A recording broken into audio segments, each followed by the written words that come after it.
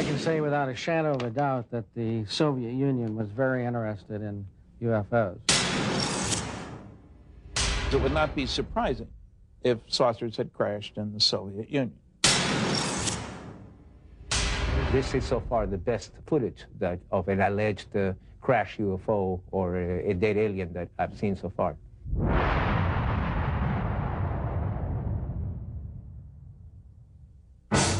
Fact 1. For over 5 decades, Western governments have been collecting information on UFOs in strict secrecy. Fact 2. So did their counterparts behind the Iron Curtain. Fact 3. Now that the Cold War is over, the truth is finally out. The notion that life from another world may have visited our own is an intriguing one. Many say that it is true, and that documentation exists to prove it, but that proof has been kept hidden from the public for over 50 years. With the end of the Cold War has come some intriguing, if not surprising, revelations. Western governments, apparently, have not been the only ones gathering information on UFOs in brutal secrecy. Hello, I'm Rodger Moore. Join us now as we embark on an amazing journey of discovery, of international intrigue, and possible interplanetary visitation. Join us as we search for the secret of the century.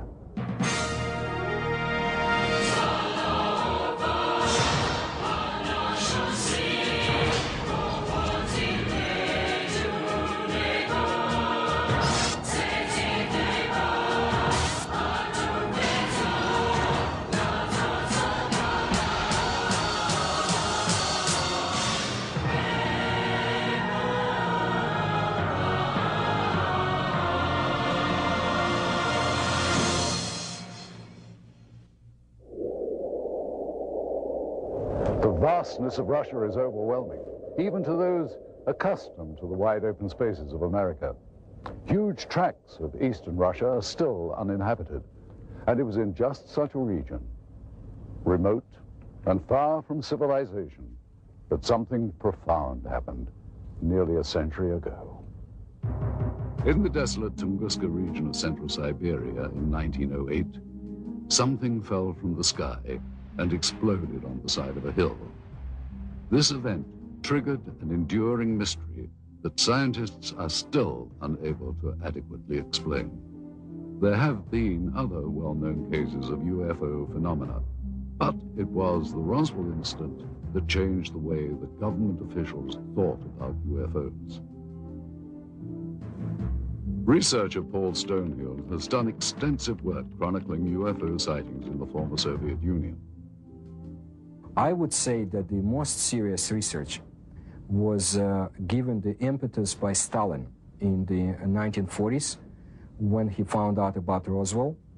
It was then that the KGB and the military separately had initiated studies of UFOs. The KGB, as far as we know, had never ceased studying them. This Soviet Air Force footage was obtained by a group of Russian ufologists. It was declassified by the USSR's Ministry of Defense just before Boris Yeltsin took power. What we are looking at is a view from the cockpit camera of a MiG-23 Flogger, scrambled to intercept 2 unknown targets. What we see now is an apparent merging of the 2 targets. Here is the same shot slowed down. These are obviously not typical flight characteristics of NATO or any other conventional aircraft. The MiG lost visual contact with this object or objects, and there has never been any official identification.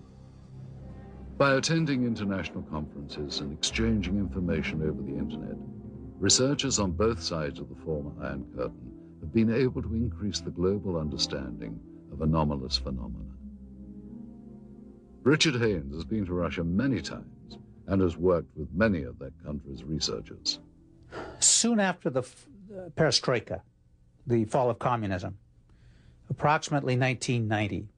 I said to myself, I think this is the right time to initiate opening doors with the East, with people on the Eastern Bloc who are sitting on their own piles of data, but we don't know about it. Likewise, we're sitting on piles of data that they don't know about.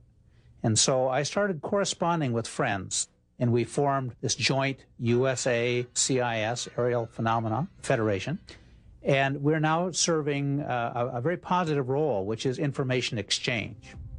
The next clip was shot from a MiG-25 Foxbat, and what we're about to see is actually an American F-16 Falcon about 200 meters away. What happens next is that a new object appears from behind the clouds. It was not identified. The new object suddenly descends and disappears into the clouds. Once again, here is the American plane at the same altitude as the MiG. And now here is the object as it appears behind the F-16. And here it emerges from behind the F-16, then goes down and enters the cloud bank. As with all accounts or potential evidence of UFO encounters, researchers attempt to authenticate and verify related facts as much as possible. In general, the more spectacular the report, the more important the verification. I was intelligence officer for the Soviet military for over 30 years. My son is a pilot in the Russian Air Force now. I can say for certain that there were numerous occasions where Air Force and Navy fighter planes intercepted what we thought were NATO aircraft, only to find that they were not airplanes as we know them, and not belonging to any nation on Earth. It's no secret we would send planes into their airspace. They would fly into our airspace. It's like a game, like a test, constantly trying to test the response of the other side. Only sometimes someone would get shot at. In this case, neither the Soviets nor the Americans seem to have any clue as to what this third object is. I'm telling you, even when you blow it up, it's impossible to identify. It appears to be about 4 or 5 meters across, moves with characteristics unlike any conventional plane. Now, in this final piece of footage, we will once again be looking at a cockpit camera view, this time from a MiG-21. The camera plane and 3 others were scrambled to intercept an unknown craft flying at very high speed, which is visible here as a large cylindrical-shaped object. And as the Russian planes close in, the UFO suddenly picks up speed and disappears. Here it is once again. You'll notice the cylinder seems to be traveling at about the same speed as the MiGs until about here. And then it seems to increase its speed, which, according to pilots, must have reached at least Mach 3 in about 10 seconds. A lot of this footage was declassified after the Soviet military failed to identify the object seen here. This one shows an interception attempt by MiG pilots. There were many cylindrical object interceptions that were reported and investigated. We were interested in the high-speed potential of these objects. The size of this one is estimated to be about twice the size of a MiG-21. With technology available to us and the Americans, it should not be able to move as fast as it does. Hey, this footage is still interesting because I don't think the Russians had any idea what they were dealing with here. Their fighters were at least as good as ours, and yet here is something that is completely beyond their capability to intercept. The acceleration rate of this thing is impossible for any aircraft that we know of. There was one tragic incident I know of occurring in the early 1970s, in which MiG-21s tried to shoot down an unknown craft flying over Western Russian airspace, which failed to respond to Soviet pilots. The pilots used standard intercept procedure to expel foreign planes out of Soviet airspace. When the craft did not respond, the pilots were ordered to lock on missiles. At that point, both jets were destroyed by some weapon not known to Soviet military. Both pilots perished. There was an effort within the Air Force to make it look as if the fighter planes collided, but investigators I knew personally at the time said it was not collision. They were shot down by something. The NSA intercepted a radio transmission that we were copied on.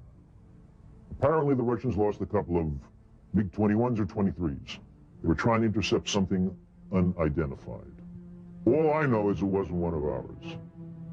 You know, our department received a number of stories like this involving the Soviet military and UFOs. One of the most intriguing stories we came across was first told in the new book, UFOs in the USSR, by Russian author Veniamin Grigorievich Vereshchagin. He recounts the crash of an extraterrestrial craft and subsequent recovery by Soviet officials in the late 60s. Существует свидетельство тому, что осенью 1968 года there is evidence to the fact that in the fall of 1968, there were reportedly a lot of UFO sightings in the area of Sverdlovsk, currently known as Ekaterinburg. 27 ноября многие жители поселка Березовский Свердловской области On November 27, many residents of Berezovsky Sverdlovsk area observed several fireballs moving across the sky. Вдруг один шар стал падать. One of the balls began going rapidly down, and after that there was a loud sound of an explosion. Через несколько дней после этого происшествия In a few days, a Sverdlovsk paper published an article в которой говорилось о том, что взрыв, услышанный многими, which said that the explosion had taken place on a territory of a grain storage unit due to the carelessness of some workers. But the article also mentioned that the residents of this area had witnessed similar lights before that day. This is a copy of the Sverdlovsk newspaper from November the 29th, 1968. An article on the front page entitled Berezovsky Dreams, or What Was That?, gives the state-sanctioned account of what could have been the actual crash.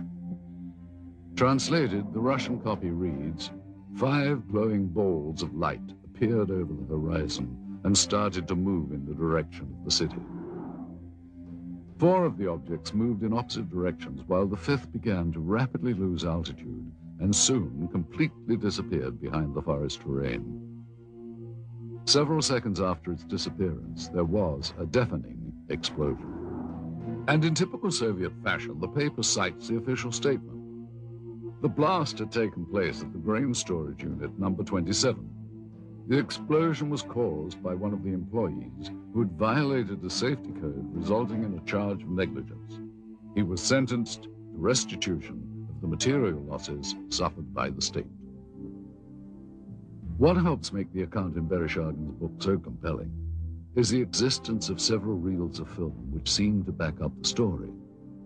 While rumors of such film first began circulating some years ago, it was not until Vereshchagin led us to the black market dealer in possession of these materials that we got our first look at what could be remarkable new evidence.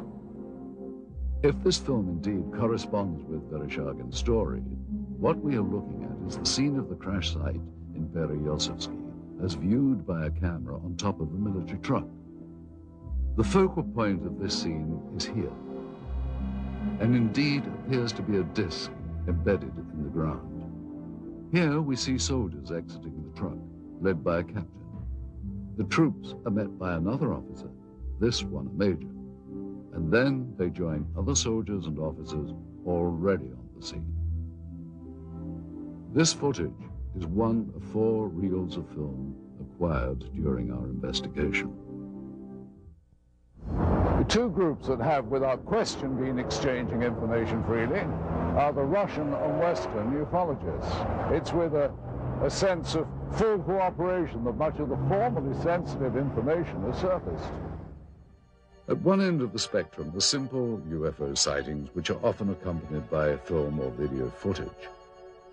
At the other end are accounts of actual contact with alien beings, for which most bona fide researchers retain a healthy dose of skepticism. Interestingly, many psychiatrists and psychologists have placed considerably more credence in stories of alien abduction than ufologists. Though no such encounters have been officially reported in the former Soviet Union, and in spite of efforts by the government to deny their existence, documented cases do exist. Typically, the abductee reports seeing a blinding white light, usually hovering high above. These abductees have reported under hypnosis that they feel compelled to approach the light, as if they are somehow being drawn towards it. Some have reported seeing doors to the crafts actually opening for them. As with their reaction to the light, they feel compelled to walk through. Most abductees have not been able to describe the interiors of these crafts, other than recalling swirling mist and bright lights. Most reported alien abductions include harrowing accounts of medical experiments. Subjects describe an examination room of some kind. Many have reported strange probe-like tools being used on them, and they recall the frightening sensation of being examined, though simultaneously being unable to do anything about it. Typically, the abductees will then find themselves back where they were when they first saw the light, having no recollection of what just happened. Other times, however, upon checking their watches, they discover that several minutes have passed without their ability to account for it. They literally have lost time. Many abductees have their memories triggered by a mark found on their bodies, the kind they would associate with a needle or some other medical instrument. And not surprisingly, no such report has ever been verified 100%. And yet these stories continue to proliferate. Are these people really being abducted by aliens, or, as some now claim, by members of a secret government agency? The austere building behind me once housed what was undoubtedly the world's largest and most feared intelligence agency. Why would the KGB be so interested in what many consider to be science fiction? From the beginning of the communist era, the Soviet leaders relied on a strong secret police to act as watchdog and often executioner for their rule. This was not a new concept for Russia. During the rule of Tsar Nicholas, the secret police was everywhere, its agents spying on everyone. There were agents watching every train station, hotel, and theater. Shortly after the Russian Revolution, the first Soviet government approved the creation of their own secret police. It soon became a powerful mainstay of the Soviet system. To ensure the continuation of communist rule, the main domestic role of the secret police became to seek out counter-revolutionary views and ensure that those holding them were dealt with. After the death of Stalin in 1953, the secret police became known as the Committee for State Security, or KGB. As the Cold War heightened under Khrushchev, this was also the era that boasted the growth of the KGB's image as an international spy agency. Foreign espionage was at its height. According to Western authorities, the KGB managed to infiltrate every major Western intelligence service. During the height of its existence, the KGB was the largest secret police and espionage force in the history of the planet, with more than 300,000 agents. Its body consisted of 17 separate units charged with such concerns as counterintelligence, foreign espionage, and internal security. The division known as the Scientific and Technical Directorate was the unit responsible for the acquisition of top-secret technological information and materials, including those not originating on Earth. The government body that had the most interest in anomalous activity was very possibly the Soviet military. Did high-ranking officers of the Russian armed forces really believe they could gain a military advantage from UFOs? Though there has been much speculation on the exact nature of the Roswell incident and reports of actual alien beings, conclusive evidence of such encounters has proved elusive. In 1997, the U.S. Air Force issued a follow-up to its earlier Roswell report, which they subtitled Case Closed. They try to account for the stories of aliens by suggesting these were simply crash test dummies misidentified. So it was with a sense of both excitement and caution that we examined the footage recently recovered in Russia. This reel contains images of what appears to be a scientific or medical examination of organic body parts. The individuals seen here appear to be forensic pathologists or biological research scientists. Speaking in Russian, they are seen inspecting the specimen, the leader of the procedure describing his actions and the measurements they are taking. After several minutes of this, there is a change in camera angles.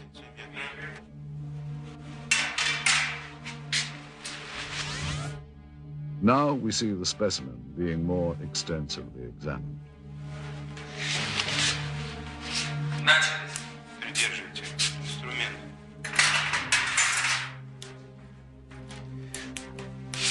Ткани разрезаются тяжело. Пробуем кусачки. Придерживайте. Ребра пытаюсь перекусить.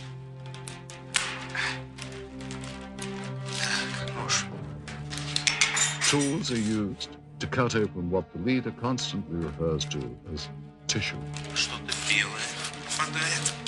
Очень ригидные ткани. Давайте попробуем другим. Придерживайся.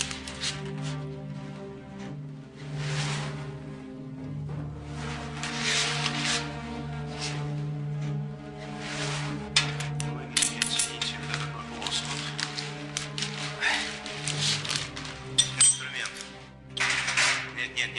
He also describes parts that are removed as resembling various organs. Записывайте, достаем внутренние органы, надрезаем похожую на клетчатку внутреннюю ткань.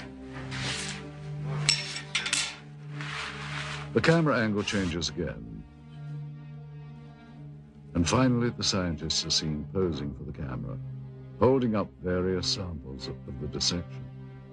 If this footage is authentic, it represents one of the greatest scientific discoveries of all time.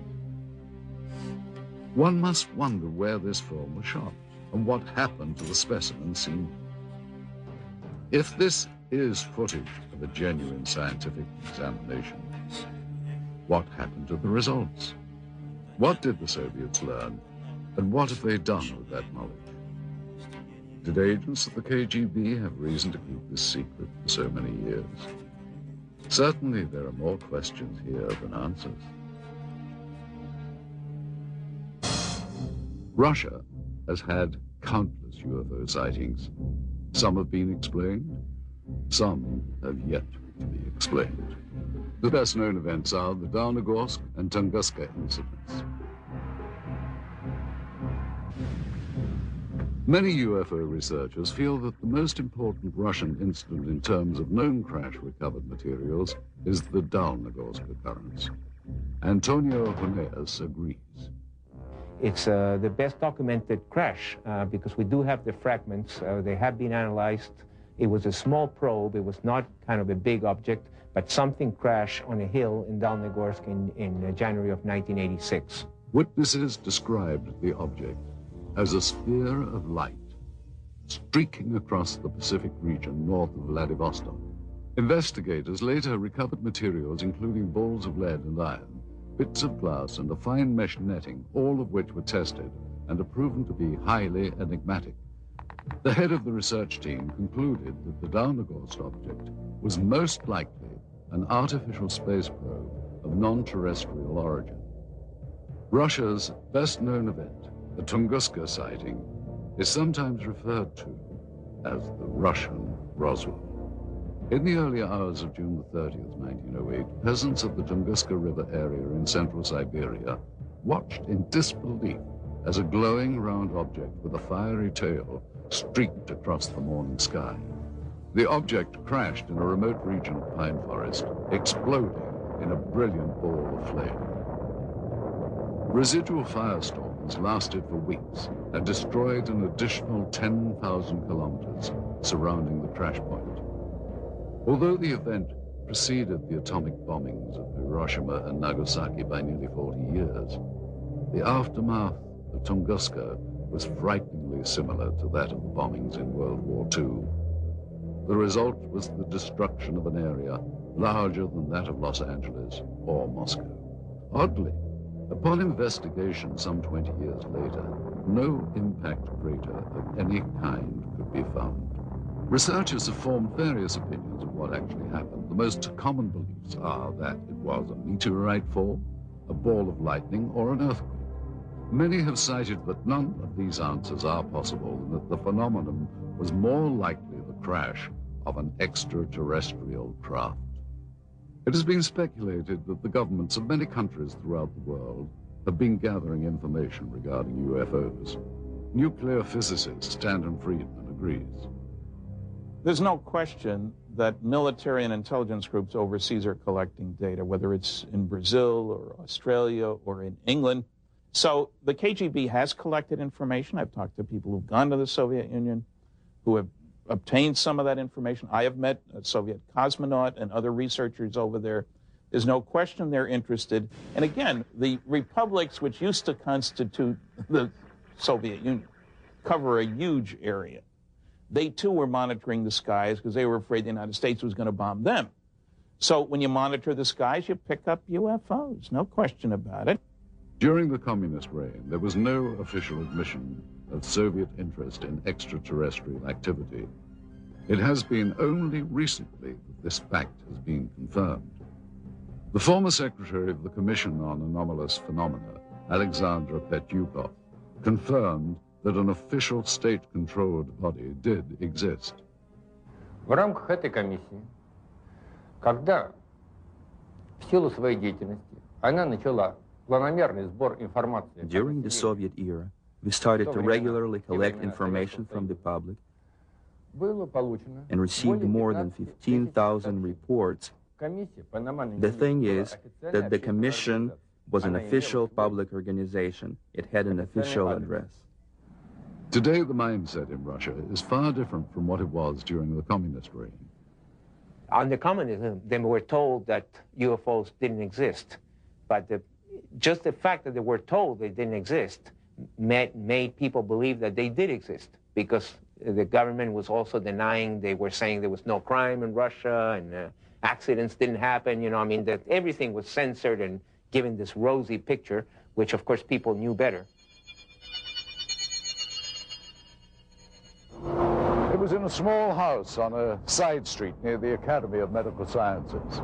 The British and American spies met with informants throughout the 60s and learned of one of the most bizarre plots in the world of intelligence.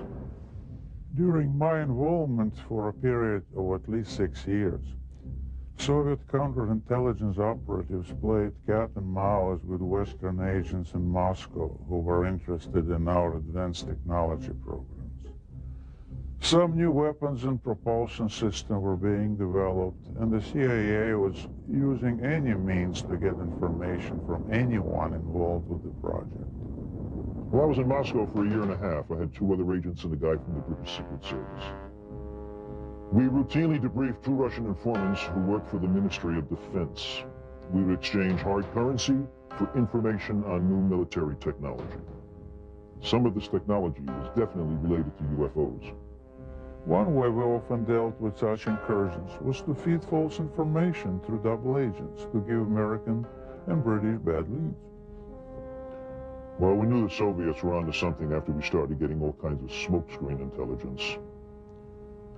That was a sure signal that they were hiding something. It was an indication that they had recovered something near Sverdlovsk, and that they were keeping it very secret. Senior research scientist Dr. Richard F. Haynes believes the Soviets had good reason to be interested in UFOs. It's my understanding that the Soviet military has had a continuing interest in UFO phenomena for very, very many years. And the reason being that their air traffic controllers, their radar sites, their military pilots had been reporting things, just as ours had, and they had no explanation for them. And so the first possible explanation would be that it's a foreign nation test or espionage or something like that of a military nature. And if you're in the military yourself, then you take that very seriously and you explore it. This film footage certainly seems to depict interest by Russian military personnel in the object that is seen sticking out of the ground. Soldiers, officers, and civilian-clothed agents are deployed around the site, and they appear to be both guarding and examining the object. This is what we found on one of the 4 reels of film obtained in Russia. After viewing the footage, we were able to determine that it was most likely shot with 2 separate cameras. One apparently a handheld camera, which starts out on the approaching truck, and a second one seen here on a tripod. As the soldiers march past, you can see the cameraman turn to follow the troops.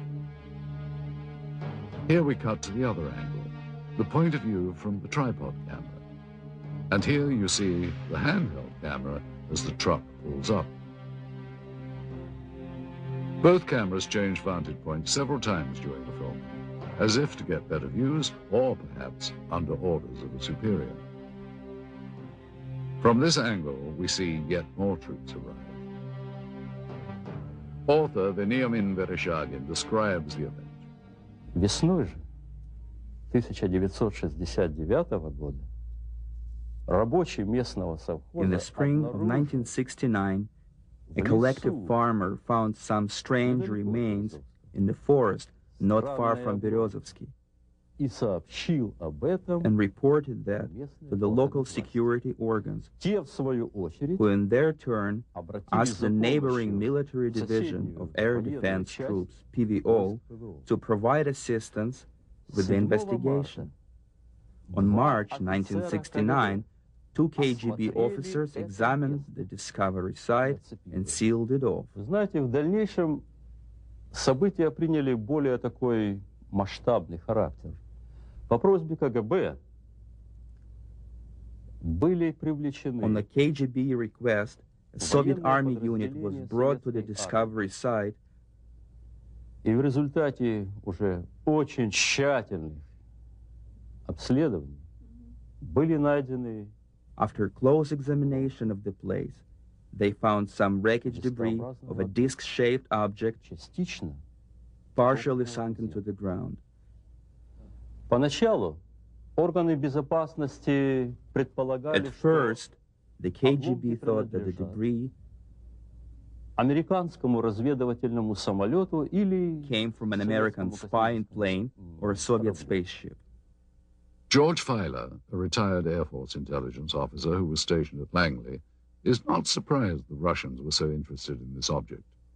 We found that the Soviets would pay to get information on UFOs as opposed to, we'll say, an F-111 aircraft, that they were, in a way, more interested in UFOs than some of our latest aircraft.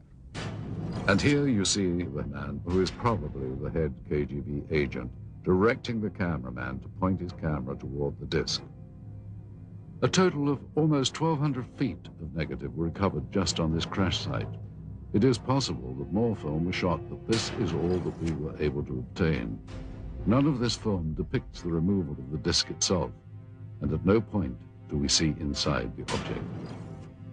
From this angle, we do see the handheld camera shooting behind or inside the disc. However, that footage, if it was, in fact, ever shot, was not included in the cans of film we acquired. We can only speculate that it may still be at large. We must also speculate on how the object ended up here. Based on information from Vereshchagin's book and what we can see in this footage, we have created this computer-animated version of how researchers believe the crash may have occurred. The questions then become, where did this object come from and how did it come to crash here? And more importantly, what has happened to it since? With the change to a market economy here, many items never before available to Russians are finding their way to store shelves. Some point to this as evidence of a new prosperity. Others claim that this only fosters greed, not seen during the Soviet era. They say that everything is for sale in the new Russia, including state secrets and the spies who kept them. and I'm sure that this happened because I remember in 1991, 1992, there has been a lot of talk about the KGB files. It's quite possible that the files, some of the files, had been sold to the highest bidder. What is now modern-day Russia was once the core republic of the Soviet Union. Prior to its breakup in 1992, the USSR was the world's largest country, stretching from Eastern Europe into Asia. In addition, the USSR had direct control over the Eastern European countries of Romania, Bulgaria, Hungary, Czechoslovakia, Poland, and East Germany. The boundary of these countries was for years referred to as the Iron Curtain. For decades, its military power influenced events throughout the globe. The single most important event in Russian history was the Revolution of 1917. The Bolsheviks changed the country from a monarchy to the world's first communist state. In the late 1920s, Joseph Stalin transformed the country even more by regimenting every aspect of daily life and still managed to brutally stomp out his opposition. While the USSR was allied with the West during World War II, the years after the war ushered in an era of mistrust that came to be known as the Cold War. This new relationship chilled ever further in August of 1949, when the Soviets exploded their first atomic weapon. The Western powers, including the United States, viewed the USSR as the world's greatest threat. In its ongoing competition with the West, Russia's greatest victory occurred in 1957 under the leadership of Nikita Khrushchev. It was the beginning of the space age. As the first nation into space, it's not surprising that in the years to follow, the Soviets would become increasingly curious about extraterrestrial life existing in our galaxy. Despite their early victory in the space race, back at home, the standard of living and the country's lagging economy weighed heavy on the minds of the Soviet citizens. Under Soviet President Mikhail Gorbachev in the 1980s, the terms glasnost and perestroika came to represent a period of humanist reform. The first truly democratic elections in Russia's history occurred in 1991. After 70 years of Soviet rule, the USSR was dissolved. A new market economy has emerged along with more freedom for the people. While there are some who yearn for a return to communism, most citizens feel that the new Russian democracy has been a vast improvement to their daily lives. But with these positive changes come problems. In a recent news survey in Russia, citizens were asked the question, who controls Russia today? An astounding 23% responded the mafia. Renowned Russian writer and Nobel laureate Alexander Solzhenitsyn wrote, Russia's economic chaos is the result of merely criminal reforms that have created a new class of mafia capitalists.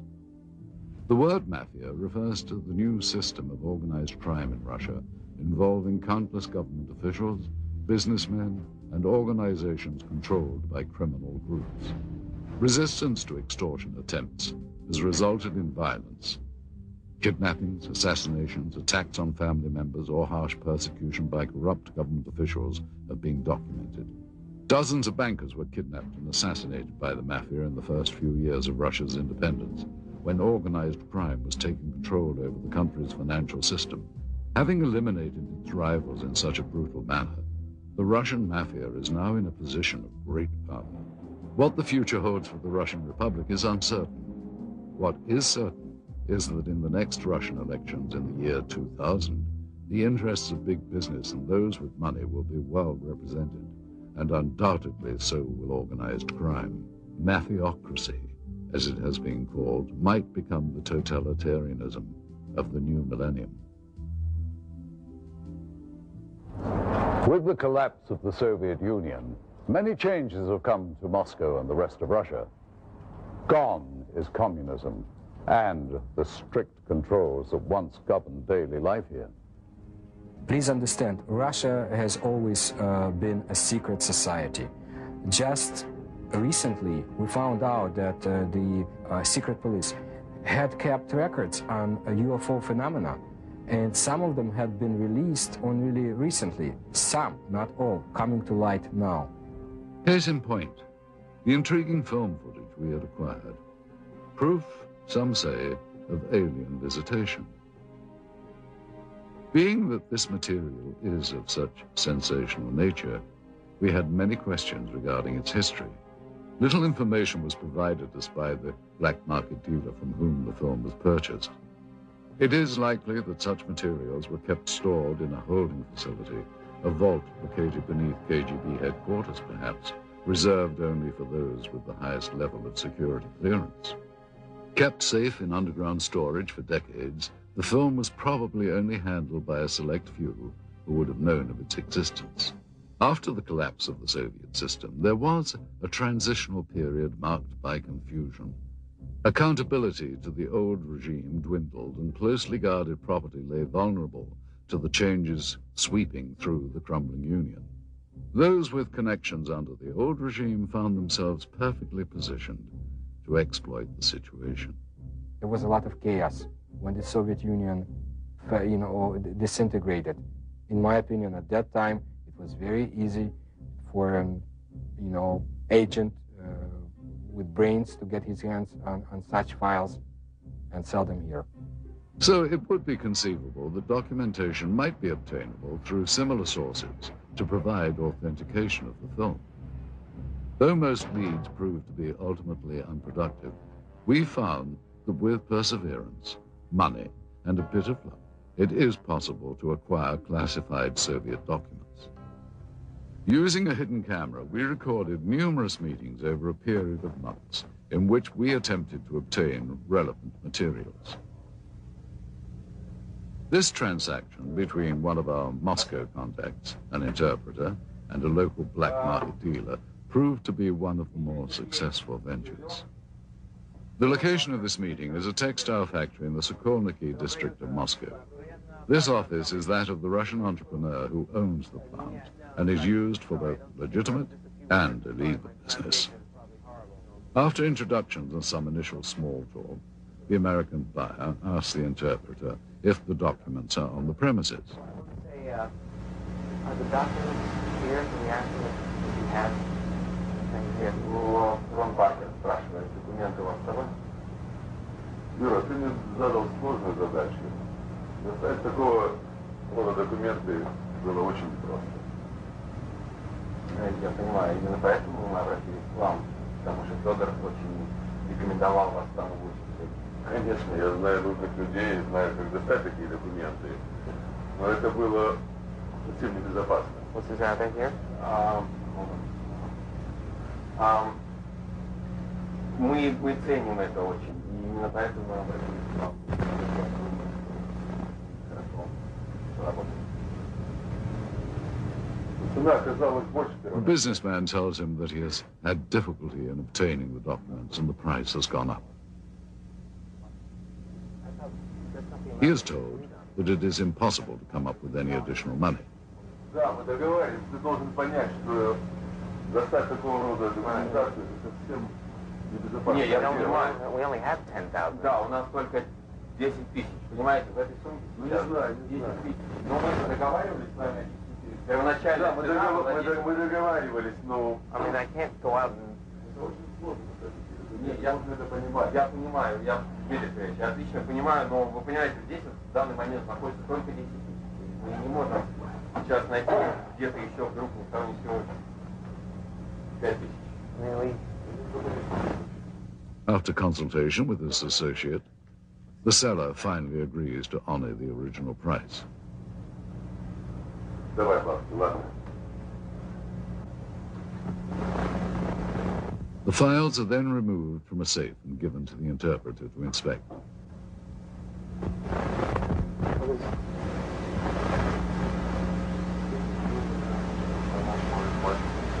This is KGB? Yes, this is KGB. This is some report about accident deadlock. Does this look... Do you think this is... Он просто хочет убедиться, что документы подлинные. Конечно, official KGB. After inspection of the documents, and a cursory verification of their authenticity, the transaction is completed. Okay, well, would you pay Mr. Chevalier and... Money changes hands, and what was once property of the state now becomes much sought-after evidence for UFO researchers. What made this transaction so successful was that among the pile of documents acquired, several were extremely enlightening, including a top-secret KGB report on Operation Sverdlovsk Midget and a request for military assistance from the Soviet Ministry of Defense. While the ability of Western governments to keep secrets is hotly debated, one thing seems certain. Behind the Iron Curtain, secrecy was standard operating procedure. Here, under the Soviets, freedom of the press and government accountability to the public were virtually non-existent. Many believe that the American government has had more than a casual interest in the possibility of extraterrestrial presence since early in the 20th century. Certainly since reports of flying discs in Roswell, New Mexico in the late 1940s, U.S. Defense Department and intelligence community involvement in the investigation of UFOs has been documented. Aside from the former Project Blue Book and 2 recent Air Force reports attempting to close the case on Roswell, there has been little made public by the government regarding its interest in UFOs. One organization that apparently did study UFOs was the Central Intelligence Agency. Since the Cold War era, it has been alleged that the CIA has actively sought after, on a priority level, the acquisition of any Soviet information that relates to alien contact and technology.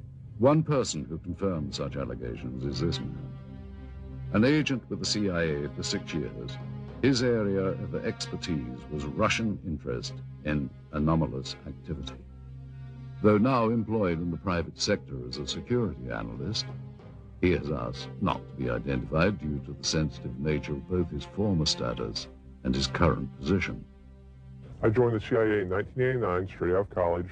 My mission was to monitor and infiltrate the Special Sciences Section of the KGB, a unit of Directorate T, which was a division of the First Chief Directorate. Special Sciences Section's goal was to obtain, analyze, interpret, and exploit any extraterrestrial knowledge. The Special Sciences Section was extremely interested in a number of reported UFO crashes over the former Soviet Union and the Eastern Bloc countries. From the intelligence that our unit was able to obtain, they had recovered at least one portion of a former crash site over the Soviet Union.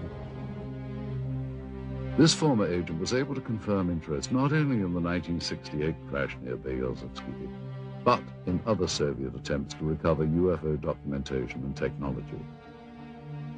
Ever since Stalin had been in control of the Soviet Union, especially in the post-World War II years, he was determined that if there were any technological gains to be made from extraterrestrial technology, that the Soviet Union would be the sole possessor and sole beneficiary of those technologies.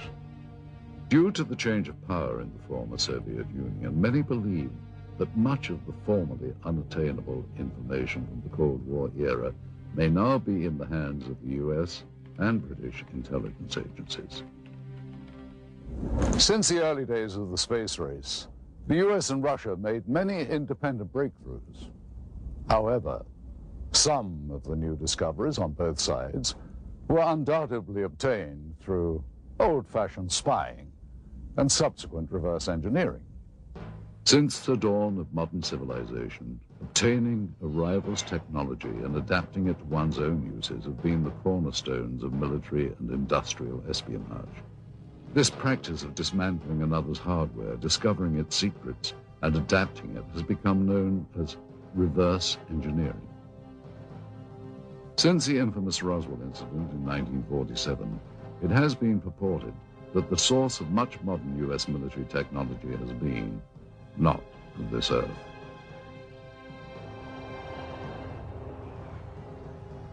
A number of technologies were either partially inspired or wholly inspired from what was recovered at Roswell. It's amazing that when you look at the profiles from both the sides and from dead on, how close to stealth technology and spy plane designs that the Roswell ship resembles. We firmly believe that she is the design Rosetta Stone and the holy grail for aerospace design technology. According to witnesses and UFO researchers, debris supposedly collected from the site indicated a technology superior to any existing on Earth during the post-war years. The possibility exists back in the 40s that because all this new technology came out of Germany, we had scientists from Germany that either we were testing new advanced concepts to us at the time, these rocket engines, which were brand new to us, or this was some kind of smokescreen, if you will, to hide or to put the Russians off guard, make them think we were further along than we really were. And there's been a history of misinformation on both sides trying to keep each other off guard, and that very likely is one of the possibilities. If it wasn't Roswell, we're probably doing it some other place. Such advances as the Hubble telescope and the Super Arbeck missile engines are rumored to have benefited from alien reverse engineering. In addition to Roswell, there is another name heard frequently with regards to reverse engineering. A military facility located in the Nevada desert, commonly known as Area 51. One theory is that Area 51 is the hub of alien reverse engineering. But is the United States the only military power to have engaged in this secretive development of military technology? Or did Soviet military and intelligence organization reverse engineer technology from alien spacecraft that may have been recovered in Russia? Do the Russians have their own version of Area 51, located somewhere in the uninhabited parts of their vast country?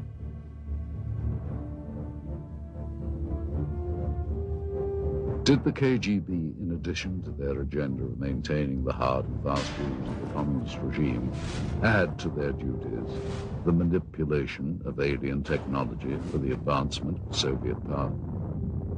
Thus far, of all documented UFO sightings that have taken place within the former Soviet Union, not one was publicly acknowledged by the KGB. While reverse engineering remains a common practice throughout the world, not only in the military, but industry as well, the question as to whether or not it has ever been used to obtain alien technology remains unanswered. If the Russians had in fact recovered an extraterrestrial vehicle, as they seem to be doing in this footage, they no doubt would have wanted to benefit from its technology. We invited ufologist Stanton Friedman to view the recovered footage and to give us his input. It would not be surprising if saucers had crashed in the Soviet Union. And if somebody had monitored this on radar or from whenever, satellites, we had satellites, they had satellites at that time, or just a report from a local person. And the kicker is the fact that you get troops out there and a cameraman doesn't necessarily mean it's a flying saucer.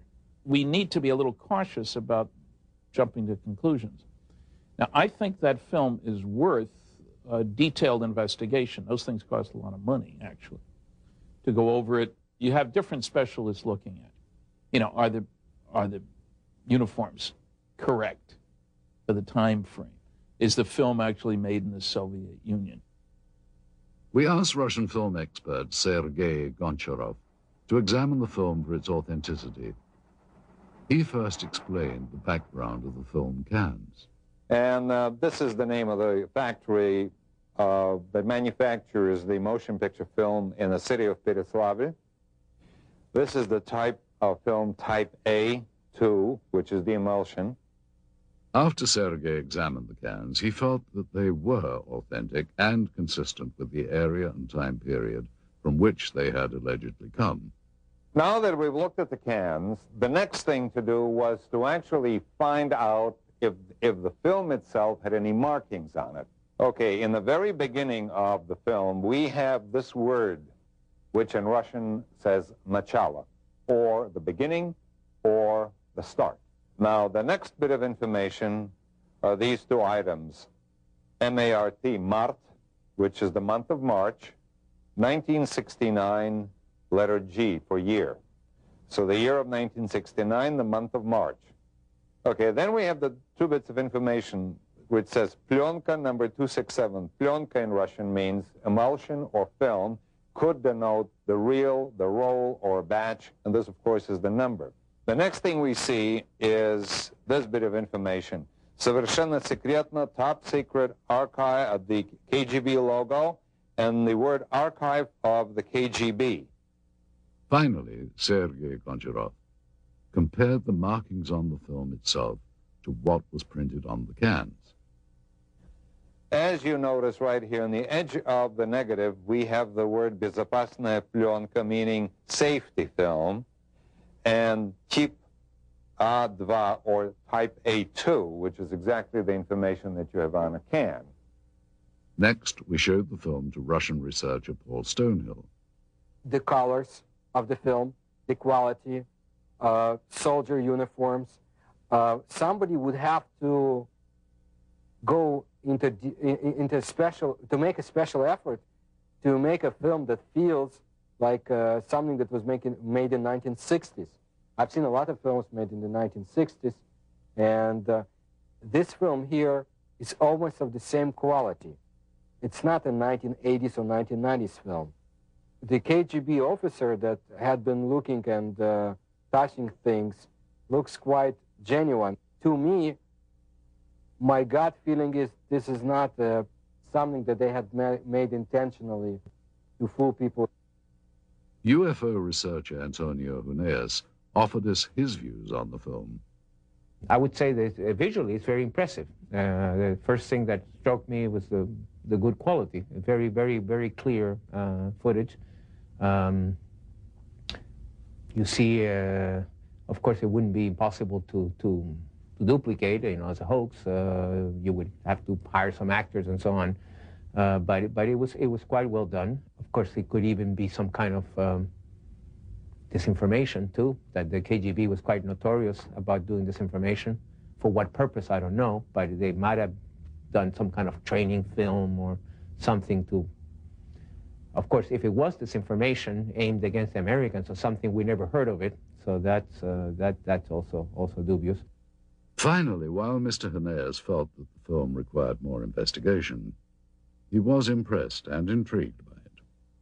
Well, I would say that if this is real, and I do not have the elements to make that judgment, this is so far the best footage of an alleged crash UFO or a dead alien that I've seen so far. To appreciate the difference in attitude here with respect to such unconventional science as the study of UFOs, it is important to understand some of the cultural contrast between Russia and the West. For hundreds of years, Russian culture has been steeped in religion, mysticism, and superstition. In the times of the Tsars, it was not uncommon for there to be an official court mystic, the most famous of these being the priestly soothsayer Grigory Rasputin during the reign of Tsar Nicholas. Even though religious expression was suppressed, it is now making a resurgence, and the many places of worship in Russia are once again housing congregations and becoming a big part of daily life. Russians seem to have an open-minded attitude towards the paranormal and such unconventional sciences as the study of UFOs. During the Soviet era, some of those voicing their beliefs in extraterrestrials were subjected to criticism and censure by Soviet officials. Russian author Yuri Alexandrovich Fomin claims that he has had such experiences. I was summoned to the regional party committee and asked to deliver a lecture on UFOs for the employees of various scientific research institutions. I agreed. After that lecture, the head of the regional party committee suggested that everyone present should take a stand and subject my lecture to criticism. But that didn't happen. All the people who listened to my lecture would say, "This is sort of interesting. This needs to be studied and examined." And then the head of the party committee said, "You're here to express your agreement with the official reaction to this kind of lectures. And you instead are trying to make sense out of the facts." While the communists said they weren't interested in UFOs, many around the world were. Some claim that sightings date back hundreds, if not thousands of years. Much like their American counterparts, many modern Russian citizens are very open to the possibility of the unusual. Many people become victims of tabloids, like Americans today. However, so much information had been collected, and people read about it in underground magazines, have heard about it, that they believe in the extraterrestrial explanation of UFOs, not so much time travel, but as the extraterrestrial. And people in Russia also are more cynical than the Americans in their approach to information, simply because everything was a lie. Both Americans and Russians believe they have been lied to by their government about many things, including extraterrestrial research. When Russian researchers headed by former Soviet naval officer Vladimir Rodger petitioned the Soviet government for official records regarding UFOs, they too were met with a lack of cooperation. We sent an inquiry to the archives of the Ministry of Defense and to the archives of the KGB. We got a response that neither KGB archives nor the archives of the Ministry of Defense have any data regarding this incident. If there is mistrust of the government by Russian and American citizens, it's not without good reason. For Russians, it was more than 70 years of communist rule. For Americans, there has been a steady erosion of trust over the last 30 or 40 years. For Americans, the knowledge that their government was not being honest began in the 1960s, when the war in Southeast Asia escalated with secret bombing campaigns in Cambodia. In the 1980s, arms were sold to support the Contra anti-communists in Nicaragua, in violation of U.S. law and without public knowledge. God bless America. It's no wonder that many American and Russian citizens doubt the honesty of government officials. How paranoid is the belief that their governments could withhold knowledge of extraterrestrials? Despite officially denying interest in the possibility of extraterrestrial visitation, the governments of both the US and the Soviet Union have, without question, been interested in what lies beyond our own planet. Man has always been intrigued by the notion of life elsewhere in the galaxy, and both the American and Russian space programs represent a considerable investment to explore the unknowns of our universe. At the close of the Second World War, the United States, now the preeminent world power, turned its eyes from defeating Hitler's Germany to a new rival, the Soviet Union. With Russia's detonation of its own atomic bomb, the United States realized they now had an enemy who wielded the same degree of power. During the Truman administration, loyalty oaths taken by government employees became a common practice, which would eventually lead to the ugly communist witch hunts of the House Un-American Activities Committee. Winston Churchill's pronouncement that Eastern Europe was now behind an Iron Curtain gave birth to a new term for this confrontation between East and West, the Cold War. With fear dominating the United States, paranoia over potential communist influence took the form of weird invaders from other planets. The possibility of a Soviet invasion was too frightening to contemplate. Helmeted men from Mars launching an all-out attack on Earth, however, was another matter. Therefore, Americans retreated to dozens of science fiction films that were thinly veiled warnings against the Red Menace. With Chuck Yeager's historic Flight that broke the sound barrier, the next frontier to conquer would be the stars. This set off a global competition between the world superpowers as to whom would get to the heavens first. It became known as the space race. To meet the demands of such technology, NASA, the National Aeronautics and Space Administration, was formed in 1958. The space race would nearly end in defeat for the United States, however, with the launch of Sputnik. The U.S. feared if the Soviets could launch a probe in space, would missiles launched from that probe be far behind? When cosmonaut Yuri Gagarin made his historic orbit around the Earth in 1961, he became the first man in space. The United States realized their only hope of beating the Soviets was to have the first man on the moon. And in this dream, they would find a passionate champion. It was President John F. Kennedy's promise to have a man on the moon by decade's end that shot the space race into another dimension. It would not be until Neil Armstrong's historic first lunar step on July the 29th of 1969, however, that Kennedy's dream would be fulfilled. In years to come, the cumbersome NASA rockets would give way to the more streamlined and modern space shuttle.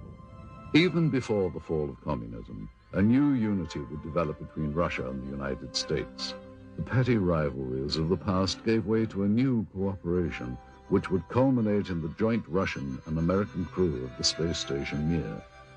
Modern astronauts like Dr. Michael Foale would make history working with their Russian counterparts in space. At long last, the demons of the Cold War had been silenced. The first human beings in space were Soviet. Were the Russians also among the first to encounter beings not from this Earth? This footage, which seems to depict Russian pathologists dissecting what appears to be a non-human life form, requires further analysis. We once again asked Stanton Friedman for his comments. I don't know what to make out of it. I'd certainly say it's worth further investigation. By my standards, it's in my gray basket. Not black, not white, maybe. Worth following up on. We then asked film expert Sergei Goncharov if he thought that the film's characteristics on this reel were consistent with the time period from which it was supposedly shot. It certainly is consistent with the information on the can. It is negative. It's got the negative perforations. It's exactly what the information on the can indicated. Sergei explains the significance of a flash frame, an interesting and possibly important characteristic of the film that was discovered. All right, now, a flash frame, this is, of course, a flash frame is that piece of film that is, when you push the button on the camera and you start exposure and you stop the camera to stop the exposure, and then you restart the camera again, by virtue of inertia, the camera will sometimes expose either a flash of light, or if you point the camera away from the person in front of it, you will see some other subject matter. Those flash frames appear between the takes and sometimes show things and people that are not part of the scene itself.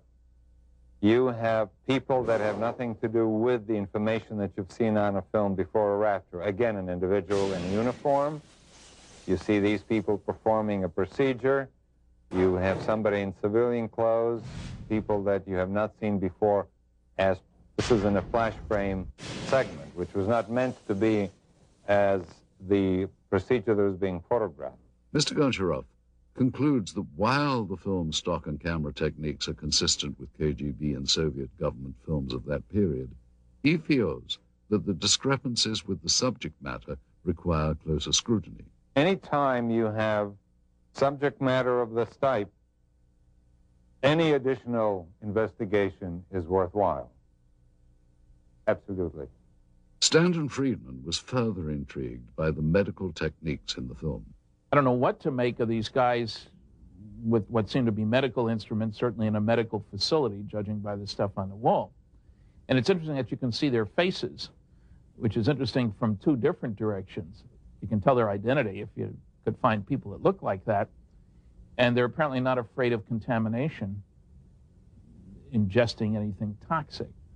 Now, that could be that they'd already gone through this routine and somebody had said, hey, there's nothing bad here. We then showed the film to Dr. Annette Ryan, a former lieutenant colonel with the Army Institute of Pathology. The first thing that I notice is the way the doctors are dressed. They're dressed in these pristine white lab coats, and I think it would be more common for them to be dressed in scrubs or even butcher aprons, unless, of course, they know that they're being filmed and they want to look good. They also look very young. but that is consistent with forensic examinations, and that's because senior medical staff usually don't get involved in this type of procedure. I also noticed that they're wearing rubber gloves, but they're not wearing any other protective gear. They're not wearing goggles, they're not wearing masks, they're certainly not wearing any biohazard suits. I would assume that's because they're not concerned with contamination. And this, of course, is typical of Russian-Soviet medicine.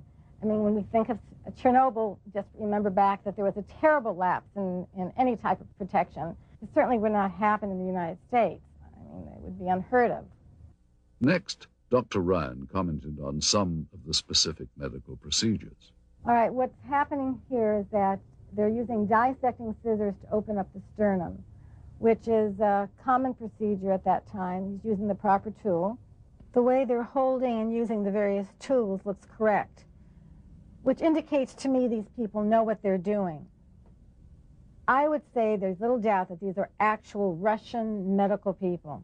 Now, if you look closely at this procedure here, which is repeated several times in this footage, what they're doing is removing a piece of material. The one doctor refers to it as an organ or resembling an organ. Then the diener snips off a small sample which is placed in a specimen jar for later analysis. Well, that's exactly what would be done in a forensic case or in the case of scientific research, for instance, if some new species had been discovered. They would remove very small pieces for later chemical and microscopic examination. The lead doctor also mentions a structure he describes as resembling ribs. And here you can see what indeed resembles a rib cage, as if this was the torso of some anthropoid or human-like organism. Finally, though Dr. Ryan was unable to identify the subject matter, she believes that the techniques were consistent with those practiced in the Soviet Union during the late 1960s. We have little information about the specimen seen here, other than the pathologist's description and the KGB code name, Sverdlovsk midget. We wondered, though, how such a being might appear had it been recovered intact. Using only the images recorded on this film and the scant data available, technicians have constructed this 3D computer-generated model. Thus, with a bit of imagination and some forensic speculation, we have recreated what may have been the Soviets' possession of an actual being from another world.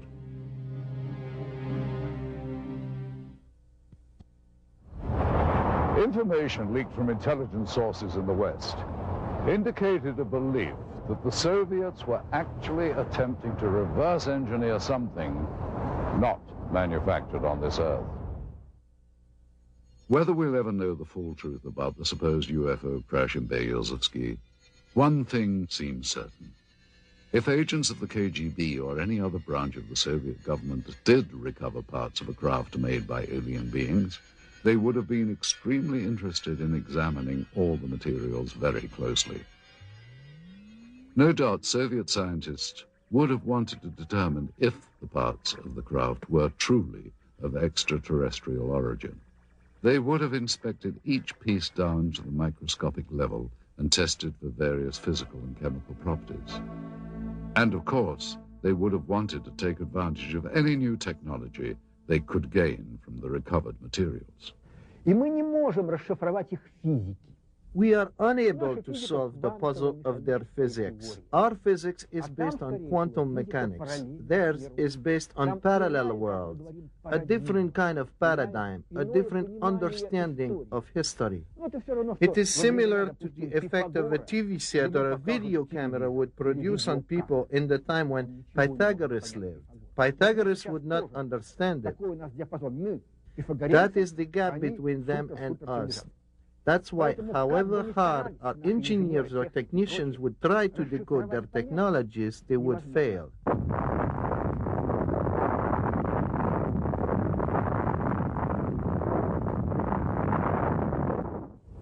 Back in the West, not only did the military consider UFOs a serious subject, but the Soviets' interest in them as well. It seems that, in the beginning anyway, both sides thought that flying saucers were an invention of the other. And that fueled a decades-long campaign of espionage and counter-espionage. Many believe that U.S. intelligence agencies such as the CIA, NSA, and the military have not been completely forthcoming with information regarding extraterrestrials. The same is apparently true of the KGB. Some claim that the KGB, as well as the U.S. government, may have been using the UFO phenomenon as a smokescreen to cover other top-secret activity from the very beginning. Former NASA scientist Dr. Richard Haynes concurs. Well, all I can say is that there are verified documents from Stalin's time that showed he had an intense interest in Roswell, what was going on in Roswell, New Mexico in about mid-40s. Well, that makes very good sense from the standpoint that that's where our atomic bomb group was, the 509th Bomb Group, from which Hiroshima and Nagasaki events happened, ultimately. It's where the pilots trained. So it's understandable that Moscow would be very interested in this subject from that standpoint. If UFOs are a cover, they have been used very effectively by both sides. So it's to the convenience of the Russian government, Soviet government, to continue the charade. It can be considered a form of disinformation. There is an alternate theory regarding UFO disinformation. Many researchers believe that the government may be intentionally drawing attention to the less credible, self-proclaimed ufologists as a means of lowering the perceived credibility of all UFO research. Alien abductees and conspiracy theorists are most often the least believable, and at the same time, the most visible. Russian rock and roll singer Natalia Medvedeva claims to have known several people that have had contact with aliens. One guy died, another got paralyzed, the third one became a heroin addict and could not overcome it. Sergei Borisovich Proskuryakov is a Russian researcher who has studied anomalous phenomenon and pyramidal constructions. His beliefs may also seem unconventional. When I lived in Minsk, a KGB officer came to see me. He filmed all the documents I had. I couldn't escape anywhere. I believe they ended up in the KGB archive. I have information that my researchers of interest not as much for KGB or CIA as for presidential structures in the USA. Are individuals like these truly informed? Or, as some believe, convenient foils for government agencies with an agenda of suppression? Either way, their outspoken beliefs serve to discourage further investigation and make it much easier to simply write off any UFO account or evidence as nonsense. Most genuine researchers, however, believe it is imperative that all potentially genuine encounters with extraterrestrial intelligence be studied carefully. If something not from this earth had been recovered, it would have been brought to a classified military base high in the Ural Mountains, where super-secret operations are being conducted since the Second World War. This incredible footage depicts members of the Soviet armed forces and what are believed to be 2 KGB agents inspecting and recovering a crashed flying saucer. Russian author Veniamin Vereshchagin has an idea of the final outcome of this operation. Насколько мне известно, обломки аппарата. As far as I know, the debris and their organic parts were taken to Mytishi, где предположительно были сделаны, where the apparatus was disassembled, analyzed, and then back engineered. Неизвестно, что произошло с органическими останками. As for organic parts, но я имею сведения о том, что они были перевезены в дальнейшем. I heard they were taken to Moscow. What happened afterwards, I don't really know. His story seems to be backed up in part by one of the people who claims to have been involved in the operation back in 1969. We found ex-KGB staffer Pavel Alexandrovich Klimchenkov living in seclusion in the Bryansk region of central Russia. He remembers the strange wreckage found in Beryozovsky. At first, everyone believed that those debris were parts of some novelty aircraft manufactured in the United States or England. But having done some measuring and material analysis, we came to the conclusion that none of the domestic or foreign manufacturers known to us could have produced this apparatus, at least not in the conditions existing on this planet. It was then that an order came to transport the debris to the base in Mytishi near Moscow. Together with several other officers, I was assigned to provide safety and security to these materials during their transportation. In attempting to verify the authenticity of this evidence, we have had the footage and the film itself examined by several experts. We also carefully studied the documents we had procured, which lent further credibility to what we had been told. Among the most telling was this top-secret KGB report specifically referring to Operation Sverdlovsk Midget and describing in detail the recovery operation at Beryozevsky. This document mentions the crashed disc, the organic remains, and the filming itself. There was also this secret order from the Soviet Ministry of Defense requesting assistance from military unit 67527. We looked closely at such elements of the footage as the uniforms and the arm patches worn by the soldiers. These patches seem consistent with the patch worn by such Soviet Army air defense companies as military unit 67527. They're all wearing winter coats, which don't appear to have much in the way of insignia on them. And that is not out of character for the winter coats. They would generally not contain much in the way of identification. These are all members of the same unit. I can see that the weapons are AK-type weapons. The main battle weapon of the Russian army, even up through today's date, is the automatic Kalashnikov weapon. Yeah, it's clearly an AK, fixed stock, birch stock, no muzzle brake, milled receiver, no question about it. That also seems to be consistent with the muzzles of the weapons that I can see in this film. In addition, we had notes from the scientific examination of the recovered organic specimen, which seemed consistent with the soundtrack of the dissection footage. With so many elements in seeming consistency, Vereshchagin's story becomes even more tantalizing and perplexing at the same time. Is it possible the Russians actually recovered an alien craft and its occupant 3 decades ago? If members of the Soviet Army had knowledge of a supposed UFO crash, then what happened to these individuals? And if they can't be found today, why not? In the course of our investigation, our goal was to follow every lead, to search for every scrap of information regarding the incident so named Operation Sverdlovsk Midget.